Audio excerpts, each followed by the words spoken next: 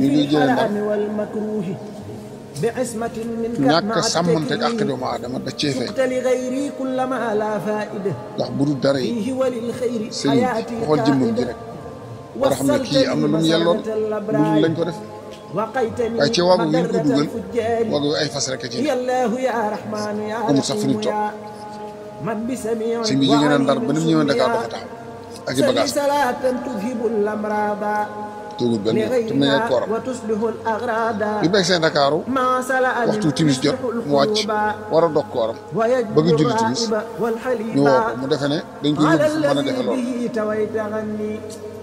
ñu egg si rek dugal ko ci kaso bi diggante boo xam ne du ëpp lii diggante bi lépp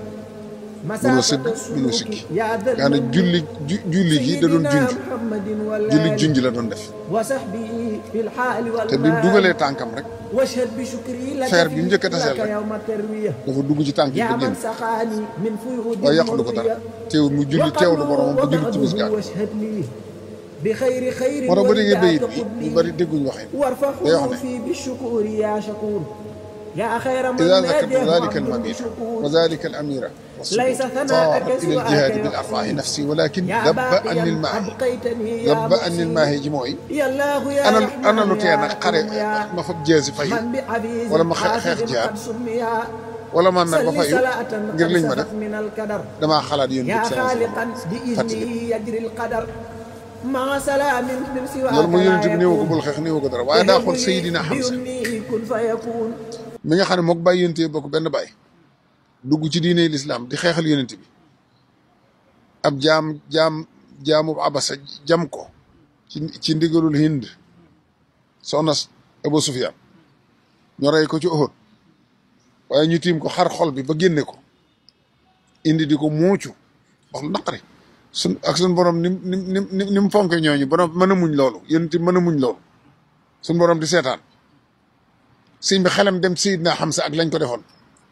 mu fàttali ñu ko def daal bu dutoon looloo ma yëkkat sama jeesi waaye sama xel dem ca lañ defoon Hamza rek ma fàttali waaye sëriñ bi ci kiimtaani sëriñ bi mooy diggante boobu li muy xat julli na timisam tegaati ñaari rakk yoo xam ne Baqara ak Ali Imran la fa jàng xanaa bu doon circonstance yu metti rek nit ki danaan naa ni si julli gi bokk waaye du ma ci tegaat leneen waaye moom timisam ba mu ko mottalee daa daal di kàbbar rek tàmbali Baqara ak Ali Imran foofu nag la suñ borom yabale soxna si tedd si mu ñëw